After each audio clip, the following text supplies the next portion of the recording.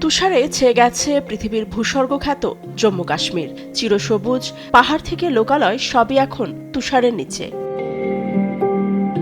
বছরের প্রথম তুষারঝড়ের কবলে ভারত শাসিত জম্মু কাশ্মীর। রোববার থেকে শুরু হয়েছে প্রবল বৃষ্টিপাতও। বৈরী আবহাওয়ায় এলাকায় প্রয়োজন ছাড়া বের হচ্ছে না বাসিন্দারা।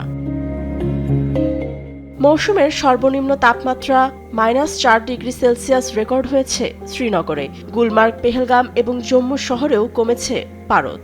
ভারী তুষারপাতের জেরে শ্রীনগরে কিছু জায়গায় বন্ধ রয়েছে যান চলাচল। বৃষ্টি ও তুষারে শহরে ধুলাবালি এবং শুষ্ক আবহাওয়া দূর হয়ে বাতাস পরিষ্কার হয়েছে। এতে স্বস্তিও ফিরেছে কিছুটা। কাশ্মীরে তুষারপাত দেখতে প্রতি বছর দূর দূরান্ত থেকে ছুটে আসে বহু পর্যটক। এবারও এমনটাই দেখা যেতে পারে।